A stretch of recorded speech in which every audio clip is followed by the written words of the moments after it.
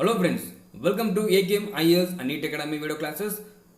நம்ம FSO and PSI question series நம்ம பார்த்துட்டு இருக்கோம். So and also we are providing online class coaching for FSO and PSI. For course details, contact this number 9600111339 through our website AKM IELTS Academy and AKM Teach Series application.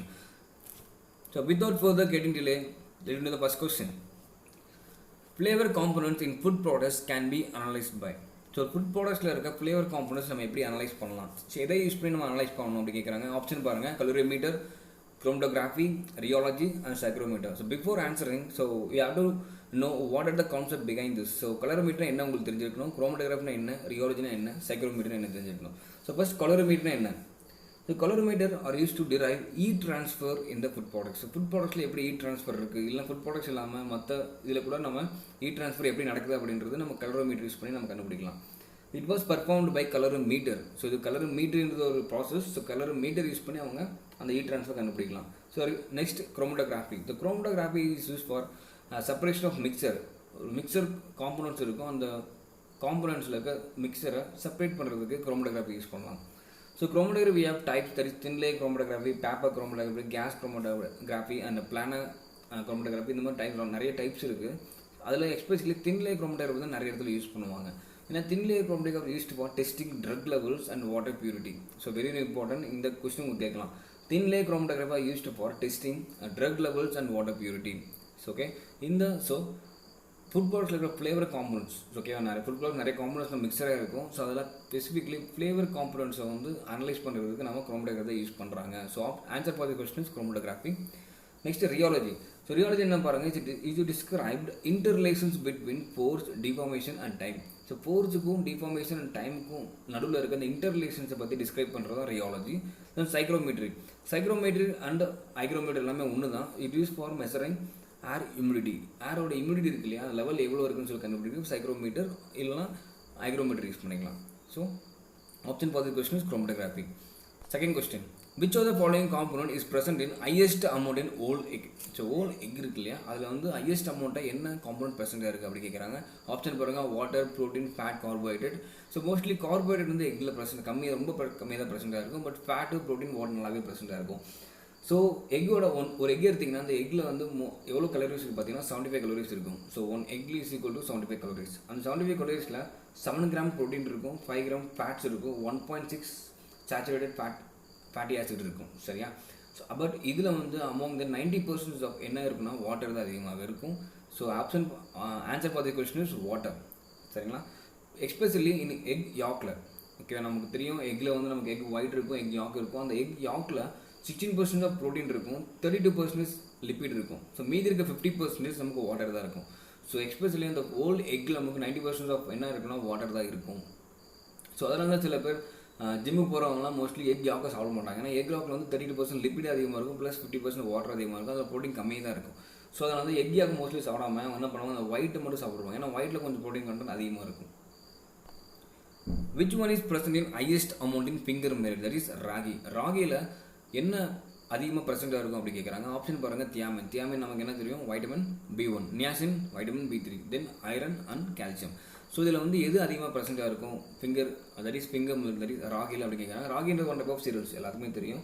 So சீரியல்ஸ்லேயே mostly ராகியில் என்ன அதிகமாக ப்ரெசென்ட்டாக இருக்குன்னா calcium அதிகமாக ப்ரெசென்ட்டாக இருக்கும் compared to other serials.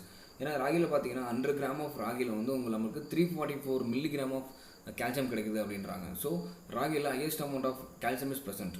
So option for the question is D, that is calcium. Internal factor for microbial growth. So for microbial growth ஆகணும் அப்படின்னா நமக்கு internal factors and external factors ரெண்டுமே இருக்கணும். ஸோ இன்டர்னல் ஃபேக்டர்ஸ் என்ன அப்படி பார்த்தீங்கன்னா pH level, nutrient content, அப்புறம் water activity, redox potential, இதெல்லாமே நமக்கு இன்டர்னல் ஃபேக்டர்ஸ்னு சொல்லுவாங்க.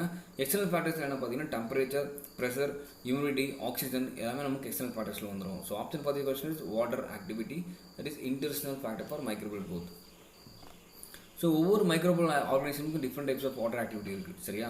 ஸோ அதில் மோஸ்ட் இம்பார்ட்டன்ட் பாயிண்ட் பார்த்தீங்கன்னா மோல்டு, தட் இஸ் ஈஸ்ட்டுக்கு வந்து பிலோ 0.80 இருந்தால் கூட அது வாட்டர் ஆக்டிவிட்டி இருந்தால் கூட மோல்டு வந்து வளரும். பட் ஃபார் பாக்டீரியா அது எல்லாமே 0.90 to 0.95 அந்த மாதிரி இருக்கும். அந்த ரேஞ்சில் இருந்தால் மட்டும் தான் பாக்டீரியாவில் க்ரோத் ஆகும். பட் ஃபார் மோல்டுக்கு 0.80 கம்மியாக இருந்தால் கூட அந்த இருக்கும். ஸோ கொஸ்டின் இந்த மாதிரி கேட்கலாம்.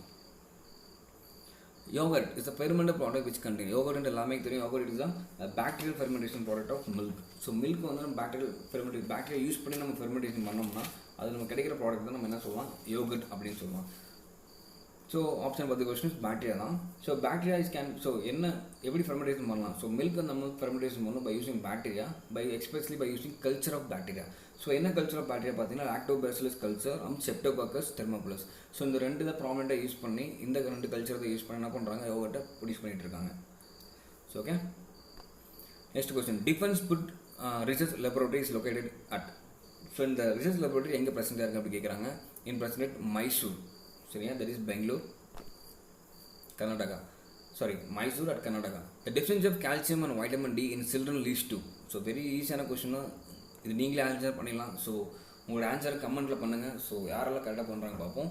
ஸோ அதுக்கு முன்னாடி நீங்கள் என்ன பண்ணணும், ஆஸ்டியோமலைசினா என்ன பார்க்கணும், ரெக்கட்ஸ்னா என்ன, ஸ்கர்வினா என்ன, பெலக்ரானா என்ன, ப்ளஸ் இந்த ஸ்கர்வி எங்கேருந்து நமக்கு எது டெஃபிஷியன்சி வந்தால் ஸ்கர்வி வரும், பெலக்ரா எது டெஃபிஷியன்சி என்ன டெஃபிஷியன்சி இருந்தால் பெலக்ரா வரும். ஸோ பெலக்ரா வந்து பாருங்கள், pellagra is caused by deficiency of vitamin B3, that is niacin. சரிங்களா? ஸோ சப்போஸ் பெலக்ரா யாருக்கா வருதுன்னா அவங்களுக்கு என்ன டைப்ஸ் ஆஃப் டிசீஸ் ஏற்படுது பார்த்தீங்கன்னா, அவங்களுக்கு டயரியா ஏற்படும். தட் இஸ் 4Dன்னு சொல்லுவாங்க. 4D. 1D is diarrhoea, 2nd D is dermatitis, 3rd D is dementia and 4th D is எல்லாத்துக்கும் தெரிஞ்சு டெத். சரியா? அந்த 4D அங்கே அவங்களுக்கு ஏற்படும் பெலக்ரா வந்துச்சுன்னா. So it cause by deficiency of vitamin B3.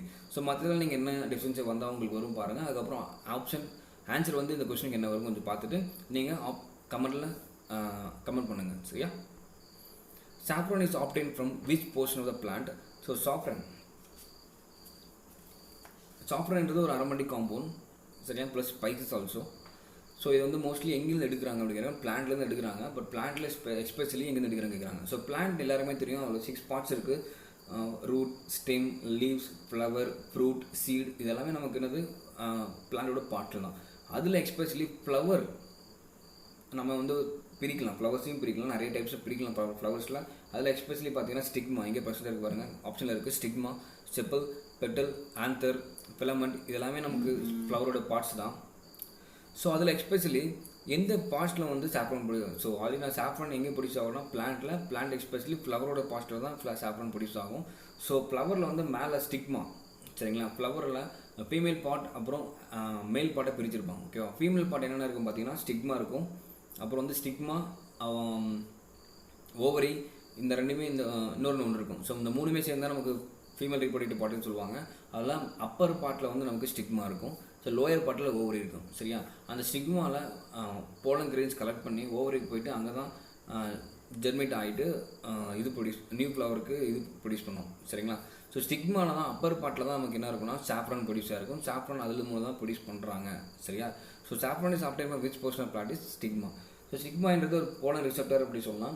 Chappal is lower part of flower. இங்கே sepal இருக்கு இல்லையா, ஃப்ளவர் இருக்குன்னா அந்த ஃப்ளவரை சுற்றி கீழே அந்த க்ரீன் கலரில் இருக்கும். நீங்கள் ஃப்ளவரை சும்மா ப்ளக் பண்ணி பார்த்தீங்கன்னா கீழே க்ரீன் கலர் இருக்கும் இல்லையா அந்த காம்போட. ஸோ அதை நம்ம என்ன செப்பல் அப்படி சொல்லலாம்.